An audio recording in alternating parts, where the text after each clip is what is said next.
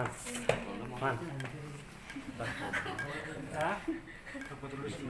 Oke, yuk. Ya. Tanya. Selamat malam ya rekan-rekan media semua. Kebetulan saya dimintain bantuan hukum sama Dr. Siska terkait ada laporan yang dilaporkan oleh seseorang yang bernama inisial KH terkait dugaan tindak pidana penganiayaan. Selanjutnya, Dr. Siska juga pada hari tanggal 12 Juni telah melaporkan ke Polres Bogor dugaan tindak pidana penganiayaan, contoh tindak pidana perbuatan yang tidak menyenangkan yang diduga dilakukan oleh oknum yang bernama KH. Bagaimana peristiwanya dan apa bukti-buktinya, Dr. Siska sudah melampirkan ke Polres. Salah satunya adalah resum medis dan juga ada video rekaman percakapan dan juga video di mana terjadi pernyataan bahwa dia dicekek dan sebagainya. Juga ada bukti hasil foto-foto, yakni ada foto dia dalam keadaan lebam dan sebagainya. Itu kita sudah lampirkan ke penyidik yang ada di Polres Bogor, seperti itu yang ada di Cibinong. Selanjutnya bagaimana peristiwanya itu biar nanti Dr. Siska yang bisa menjelaskan, bahwa sebetulnya persoalan ini berawal dari pertengkaran. Jadi pertengkaran tapi berdampak dia ditarik, dicekik dan sebagainya menurut keterangan beliau di dalam proses penyidikan. Namun dia tidak mau melaporkan. Jadi kejadian 26 Mei, ya dok, 26 Mei kejadiannya. Sempat ke polisi tapi dia tidak bisa. Minta visum.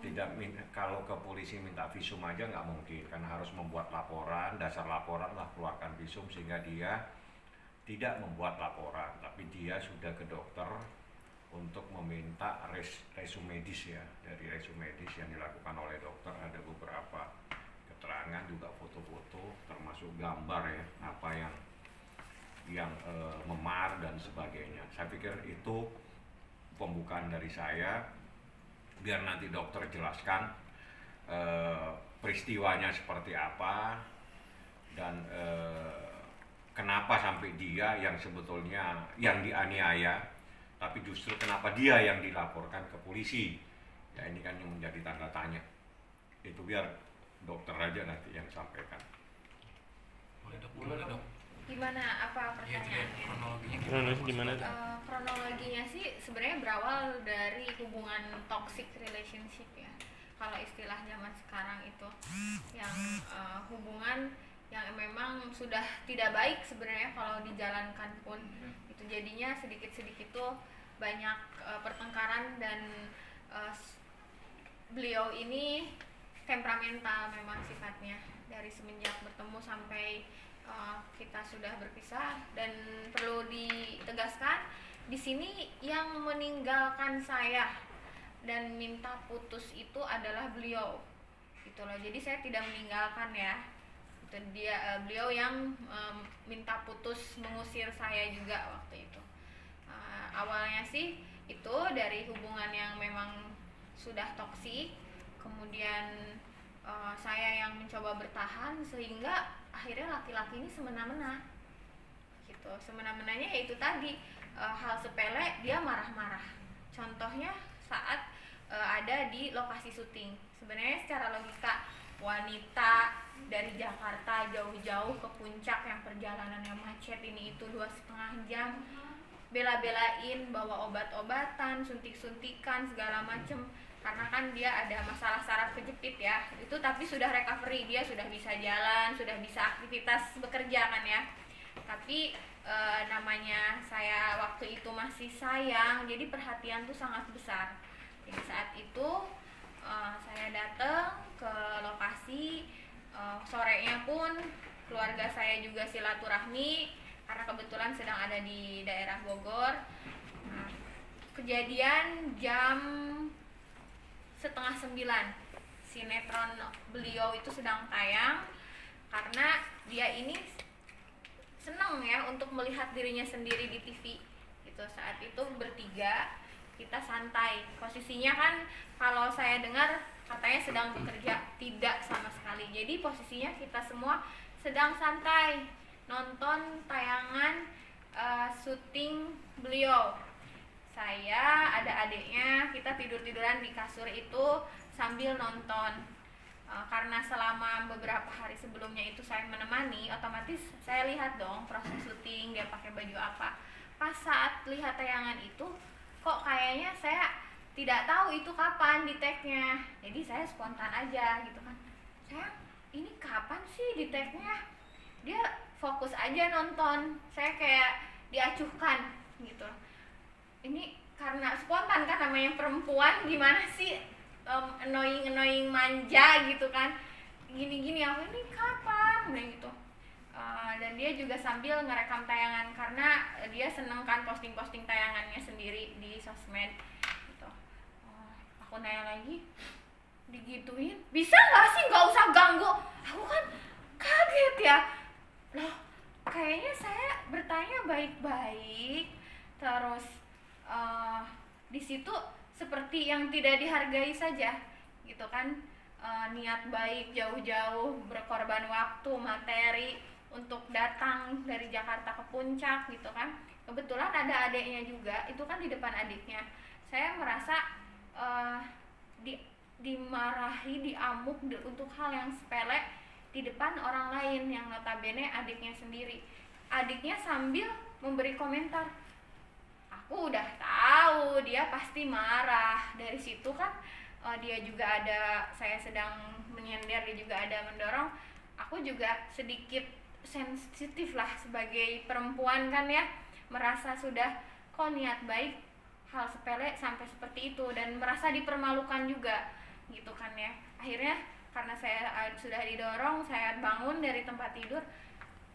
Bisa nggak sih kalau kamu tuh apa-apa tuh jangan marah, aku bilang gitu, hargai dong orang lain tuh begini-begini. Akhirnya kita cekcok segala macam, sampai akhirnya dia melempar tas yang isinya ada barang berat ya, tumbler stainless, kemudian ini juga salah satu isinya HP saya yang ini ya, ini sampai pecah gitu. Ada HP, beberapa HP saya semuanya ada di tas itu, kemudian tumbler stainless, make up kit, dan dokumen-dokumen ada di tas, satu tas itu punya saya. Kena ke sini sampai memar, istilah medisnya ada bengkak juga karena menjetot,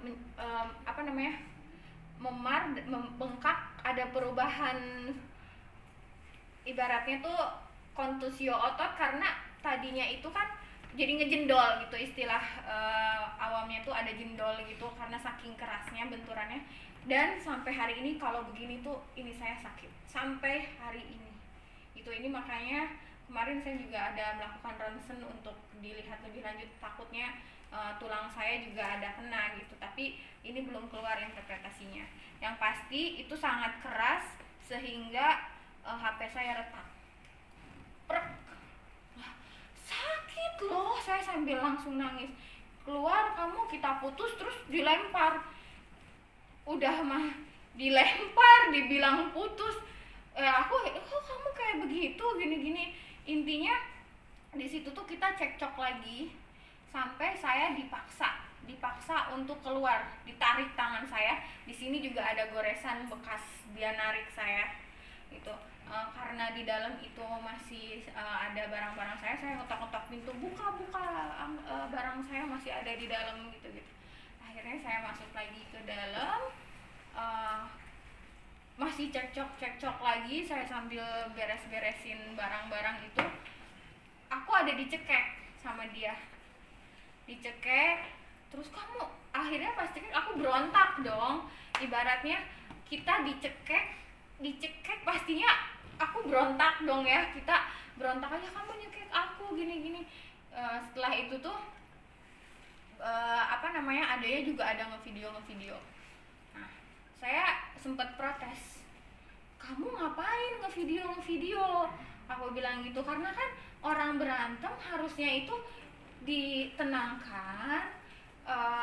Karena di sini kan dia posisinya keluarga dia kan, ibaratnya ditenangkan. Kok ini kayak cari kesempatan dalam kesempitan, malah di video-video.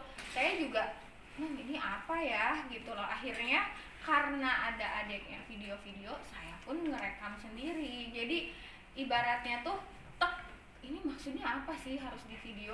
Itu dia bukannya sibuk gimana, malah ngevideo. Kan ibaratnya mentang-mentang anak milenial sosmed banget gitu kan. Ini aku merasa kecewa ya. Dia juga ngevideo terus manggil satpam juga. Menurut aku kan ini nggak perlulah seperti itu. Toh cuman ibaratnya tuh pertengkaran pacar lah gitu. Dan saya juga tenaga saya seperti apa sih, dan ibaratnya itu kan karena membela diri, berontak. Namanya aku dicekek, ya pastinya kita ada berontak dong. Itu spontanitas pembelaan diri saya gitu loh. Makanya saat itu pun saya pas ada satpam, aku minta waktu ke satpam, Pak saya mau pulang, tapi saya minta waktu untuk ngobrol baik-baik dari 5 menit sampai 15 menit. Tadinya 5 menit. Aku nanya baik-baik, kamu yakin kita mau berakhir hubungan di sini? Bilang gitu. Dia marah-marah, intinya iya, kita pokoknya putus aja gitu. Terus karena saya merasa pengen selesai masalah saat itu tuh, maksud saya tuh maunya tuh kita damai, baikan gitu. Pak coba saya kasih waktu 15 menit lagi. Sampai saya nangis-nangis, ini beneran kamu mau putusin aku begini-begini. Dia tetap dalam mungkin emosi juga, jadinya tuh dia memang pengen kita putus gitu. Kok kamu yang kasar, kok kamu yang ninggalin aku. Padahal jujur sih dia juga bukan pertama kalinya untuk bersikap kasar seperti ini. Cuman yang disaksikan dan direkam-rekam, biasanya kan kalau itu berdua ya, ini kebetulan ada adeknya. Jadi yang disaksikan orang lain dan direkam ya mungkin saat ini. Itu tadi berawal dari hubungan yang memang sudah tidak baik ya gitu loh. Nah seperti itu sih kalau kronologisnya. Jadi terakhir pun ada security, saya kondisinya malah nangis-nangis dan berusaha untuk memperbaiki hubungan dengan dia, meskipun saya sudah dianiaya karena saya pikir dia sedang emosi gitu. Setelah itu dia juga ada marah-marah sama saya pulang, nanti saya sebarkan ya video, ibaratnya kamu ada, ibarat kita berantem gitu-gitu. Untuk apa, aku bilang kayak gitu.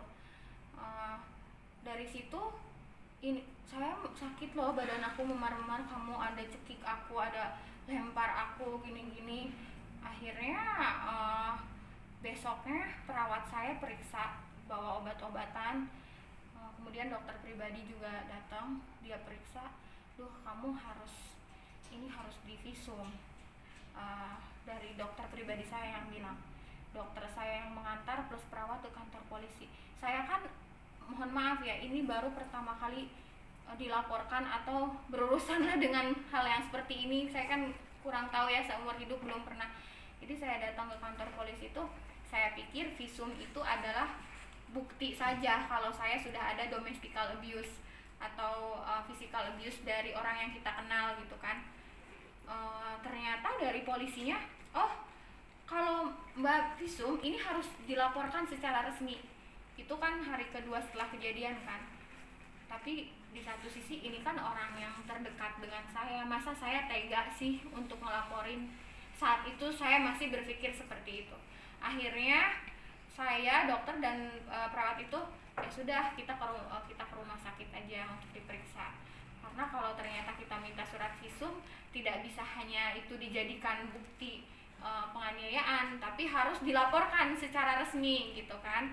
Makanya dari situ saya pergilah ke rumah sakit untuk memeriksakan kondisi saya gitu. Dari situ ya adalah hasil resum medis dari dokter yang menangani, ada hematoma, kemudian edema dan kontusio otot yang menurut beliau, karena ketika dipegang saat itu aku dipegang sedikit pun sangat nyeri, ada nyeri tekan. Kemudian di leher saya juga ada sakit seperti itu. Dari saya ke rumah sakit, kakak saya juga sempat menghubungi, ini adik saya sakit, kamu jenguk enggak? Nah, tidak direspon. Saya nanya, teh, kakak dalam bahasa Sunda, teh, Kevin kasih tahu dong aku sakit gini-gini. Udah ada respon? Oh nggak ada. Oh udah nggak peduli. Pikir gitu kan. Apa ya namanya tuh? Karena kan pasti dalam hati masih pengen lah dia tuh gara-gara kamu aku sakit loh, itu loh. Pastinya itu kan baru 4 hari, pastinya pengen dong diperhatiin. Masa sih orang berhubungan masa langsung hilang gitu loh. Aku masih ada rasa pengen permintaan maaf dari dia gitu loh, rasa menyesal atau apa tidak ada menghubungi sama sekali, padahal sudah diberitahu oleh kakak saya. Kakak saya bilang, sudahlah, memang mungkin udah tidak peduli. Aku cuman merasa saya juga ada kirim gambar kalau saya memar-memar, saya sakit loh kamu giniin. Aku bilang lihat nih sampai biru-biru. Dia malah menyalahkan saya seperti itu. Setelah kejadian itu pun saya sempat dirawat di rumah, diinfus, kemudian saya tidak bisa melakukan aktivitas seperti biasanya karena bukan hanya fisik tapi psikis saya juga kena, fisik dan mental saya kena gitu, disakiti, kemudian lahir dan batin ya gitu. Jadinya tuh saya nggak bisa kerja, kemudian badan sakit, jiwa saya juga sakit. Akhirnya ada ibaratnya tuh dari orang yang masa lalu saya untuk ajak pergi jalan-jalan. Ya namanya kita sedang patah hati gitu, terus ada orang yang menghibur, pastinya aku juga baru ya udah nih aku baru keluar banget rumah sakit, dia ini aku udah siapin segalanya gini-gini. Ya saya sebagai perempuan diputusin, tiba-tiba ada yang ibaratnya mengangkat kita, menghibur, ya seneng gitu kan. Saya pergi 1 minggu healing ceritanya, karena kan kita tuh yang namanya treatment itu ada yang perlu lah ya kita jalan-jalan supaya refreshing gitu kan. Ketika saya jalan-jalan itu belum kerja loh, saya selesai sakit langsung diajak jalan-jalan, seminggu saya pergi dilaporin ke polisi gitu loh. Padahal sebelumnya itu saya ada menjalin komunikasi karena ada adiknya datang ke klinik nge-push pegawai saya, di-push karena kan ada kerja sama kontrak brand ambassador. Dia ada ikatan kerja untuk melakukan promosi di sosial media. Saat itu dia meminta data berapa tugasnya gitu. Sedangkan kontrak kerja sama ada di saya. Orang yang ada di klinik ini kurang tahu. Saat itu adiknya datang, sedikit menekan pegawai saya, memaksa untuk dihitung saat itu juga. Itu 2 hari sebelum kejadian ya. Saya kan dapat laporan, dok, ini kita gimana nih, dia nggak akan mau pergi kalau belum dikasih datanya. Itu udah malam-malam tuh. Lah kalian kan harus pulang, bilang. Ya dia maksa, dok, bahkan kalian nggak tahu apa-apa, kontraknya seperti apa, pekerjaannya seperti apa. Ya kita juga bingung, dok, aduh gimana dok. Akhirnya saya menghubungi beliau, ini gimana sih gitu, tolong dong adikmu jangan nge-push pegawai saya, kasihan loh mereka cuma pegawai. Aku bilang begitu, nantilah kita selesaikan pas aku pulang dari liburan, karena kontrak kerja semua ada di saya. Aku bilang gitu, tolonglah jangan seperti ini. Aku bilang, bisa gak sih kita hidup damai-damai saja, toh kan kita ada kontrak kerja sama produk, ada juga kontrak kerja sama sebagai brand ambassador. Fokus kau habis dianiaya, kamu berapa hari nggak kerja? Kerja ya sekitar 6-7 hari. Jelaskan itu, jadi jangan jelaskan. Nah itu yang penting ada uang prestasi kan? Enggak, bukan urusan uang prestasi. Jadi jelaskan kepada, kau kan dilaporkan polisi, padahal kau sendiri posisinya habis sedang ada di luar negeri. Enggak, kau habis berantem itu kau berapa hari nggak kerja? Setelah posisi kejadian 26 Mei ya sekitar 6 hari 7 hari nggak kerja. Setelah itu pun saya pergi juga kan untuk refreshing juga belum kerja gitu, berarti ya lama gitu saya nggak kerja tuh. Tapi ya mungkin secara fisik saya sehat tapi mental belum gitu. Terus kau dilaporkan setelah apa? Dilaporkan itu saya bilang setelah saya bilang sama dia untuk masalah pekerjaan loh bang, tolong itu 2 hari sebelum kan adiknya datang ke klinik untuk minta data berapa banyak postingan yang sudah dipost kerjanya dia. Jadi di situ saya menjalin komunikasi karena ada laporan dari pegawai kalau adiknya itu datang tidak mau pergi sebelum mendapatkan data pekerjaan yang sudah dia lakukan. Nah, karena pegawai saya bingung, akhirnya saya membangun komunikasi tapi tidak dibalas, tidak direspon.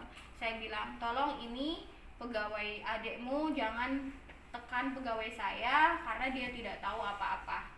Nah, nanti semua data ada di saya, mari kita selesaikan secara baik-baik setelah saya pulang dari liburan. Aku bilang seperti itu.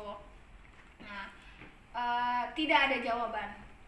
Itu dia malah ada nyindir-nyindir tuh di Instagram. Saya bilang, untuk apa sih kamu nyindir-nyindir gitu, ngomonglah langsung gitu. Tidak ada respon. Yang ada setelah kejadian saya bilang gini, yang pasti kamu ada beberapa postingan yang belum selesai gitu untuk posting produk. Tiba-tiba dia posting produk sampai 100 di story. Mungkin ada beberapa kalian tahu ini orang baik, produknya ini. Saya di-mention di story lebih dari 100 kali dalam 1 hari. Ada yang lihat nggak itu? Isinya produk saya dan nama saya disebut. Ini produknya, dokternya orang baik. Itu dari pagi sampai sore saya di-mention seperti itu. Saya nanya, what's wrong with you? Ini apa? Kenapa aku di-bom mention gitu loh? Nggak dibales. Tahu-tahu ada kabar jam 9 malam, jam 10 malam saya dilaporkan. Jadi itu mas, Gitu. jadi setelah dia dilaporkan, besok lusanya Saya pulang kita laporkan. Untungnya dia punya data, resume medis, sama masalah foto dan sebagainya. Kita laporkan tindak pidana penganiayaan dan perbuatan yang tidak menyenangkan. Nah, alhamdulillah dokter sudah diperiksa, mungkin dalam waktu dekat saksi-saksi yang akan diperiksa. Jadi persoalannya seperti itu, bahwa dia yang dianiaya, dia yang sempat dipukul, dicekek semua, tapi dia nggak lapor polisi, justru dia dilaporkan karena dia ke luar negeri. Saya pikir itu yang terpenting. Mungkin ada yang ditanyain sama rekan-rekan. Kalau soal kemarin laporannya itu kan berawal dari hilangnya handphone yang bersangkutan ya di Lain. klinik. Oh, enggak. Persoalan beda lagi. Handphone hilang, Aku sebetulnya nggak kita tahu nggak hilang. tahu, bukan di sini urusannya. Ini laporannya di Polres Bogor. Jadi dia melaporkan, setelah itu dokter melaporkan balik penganiayaan. Dokter, selama menjalani hubungan, tadi dokter bilang si KH ini adalah orang yang temperamental, betul? Selama menjalani hubungan baru kali ini mendapatkan kekerasan apa sebelumnya Sebelumnya sudah? juga pernah, kan tadi saya sudah bilang sebelumnya juga pernah. Dia memang orangnya temperamental dan agak ya gitu lah. Menjalin hubungannya berapa lama kalau boleh tahu? Lumayan lama ya, lebih dari 8 bulan. Tapi dia baru publish tuh bulan April ya. Saat dokter dilempar tas itu dalam jarak dekat atau jauh? Jarak dekat mungkin sekitar 1 meter ya. Gitu kan, gitu lah. Aku langsung kaget kan ya, terus nangis, terus dia abis itu juga ada sedikit cekcok, terus dia langsung tarik saya keluar, suruh dikeluar. Kan saya masih belum mau, tolong kita selesaikan dulu ini. Ibaratnya tuh gimana ya, kebetulan saya tuh setiap dia ada salah selalu dimaafin, setiap dia ada apa selalu aku terlalu banyak mengalah saya gitu. Dok, kalau soal yang handphone ketinggalan di klinik ini gimana dok? Kalau itu sih sudah lama dan semuanya juga sudah Nggak, kami mencari. kan nggak ada ngurusin HP hilang ya. Kalau urusan HP Itu nggak tidak tahu menahu kita. apa di klinik atau di mana kita Itu nggak ngerti. yang pasti saya tidak tahu hilang di mana. Kita sudah cari saat itu karena kejadiannya sudah lama, nggak tahu bulan apa, sudah berbulan-bulan. Makanya juga saya bingung kenapa baru diangkat sekarang juga. Itu sudah lama dan sudah clear tidak ada di klinik. Semuanya sudah diperiksa dari lantai 4 sampai lantai 1 tidak ada di klinik. Bisa aja di tempat lain. Oke, mendapatkan. Gitu. Kalau- Ada rasa traumatik nggak, dokter? Ya pastinya dong, traumatik secara psikis dan mental saya gitu. Ibaratnya tuh ini pelajaran berharga untuk kita semua itu. Jadinya tuh jangan terlalu bertahan kalau misalnya itu banyak menyakitkan. Lebih baik kita tinggalkan saja gitu. Kalau soal akun sosmed diretas tuh gimana, itu juga dokter? sama sekali saya tidak mau menahu. Apalagi di situ kan saya bilang Facebook ya, dia bilang Facebook ya. Iya, Facebook. Saya nggak berteman di Facebook, saya nggak aktif di Facebook, saya juga nggak tahu Facebook dia apa. Makanya ini agak apa ya, terlalu banyak didramatisir gitu loh. Tapi ada tanggapan di situ, katanya pihak sana menduga katanya peretasan Facebook ini ada kaitannya dengan laporan di Polres Bogor. Oh, saya Tanggapan? sih itu no comment dan saya nggak ada urusan. Facebook dia aja saya nggak tahu. Dan untuk apa ya Facebook? Emang orang pada main Facebook sekarang gitu loh.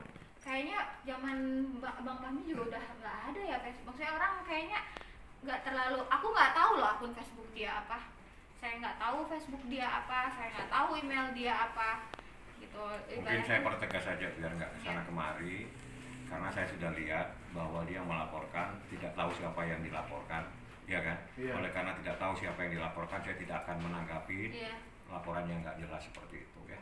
Yang di Polres Bogor kapan bang laporan kamu? Laporannya Polres Bogor hari apa kamu datang dari Afrika? Hari Minggu langsung saya landing, abang langsung gercep, ayo katanya langsung kita ke sana. Saya baru landing jam sore, langsung malamnya pergi ke Jadi, Polres Bogor. Lapor penganiayaan dan perbuatan yang tidak menyenangkan. Minggu tanggal berapa itu? Tanggal 12 Juni. Tanggal 12 Juni. Pihak sana lapor tanggal 10 Juni. Itu. Saya juga di sini merasa, kan saya dikabari nih oleh awak media. Saya waktu lagi di luar negeri pun diminta untuk video ya, video sendiri. Saya juga sangat terima kasih karena ternyata banyak orang yang masih peduli sehingga meminta untuk klarifikasi dari saya. Saat itu kaget aja. Oh, playing victim.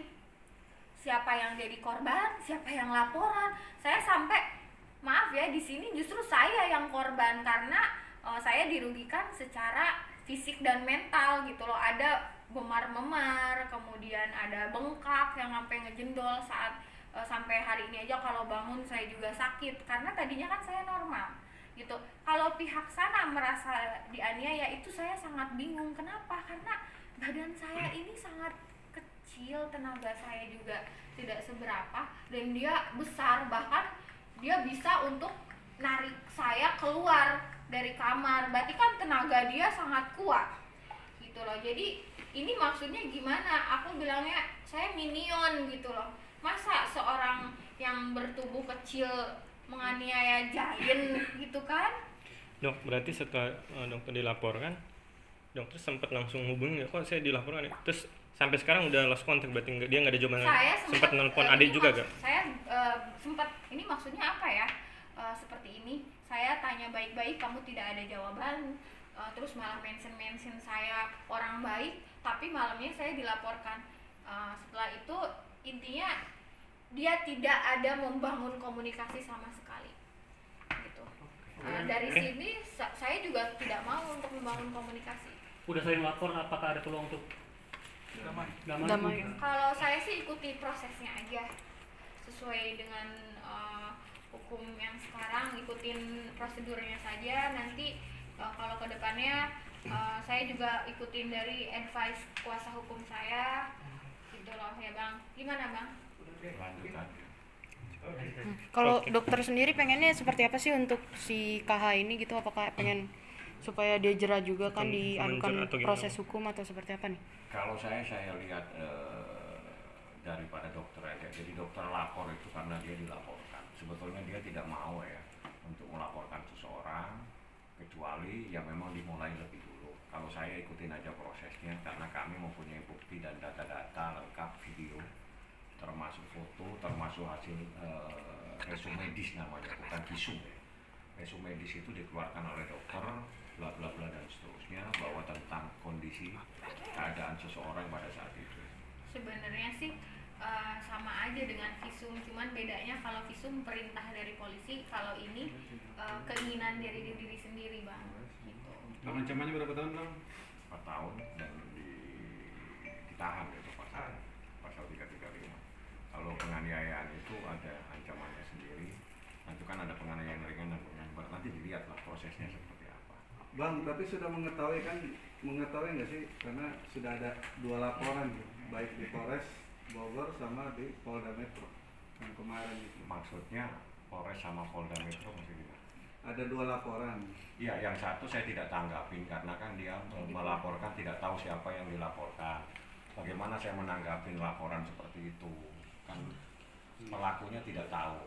Ya kan? Bagaimana orang melaporkan tapi tidak tahu siapa yang melakukan kan? Nah, oke, saya nggak akan menanggapin yang demikian. Yang Polres itu biarkan karena ini kan saling lapor.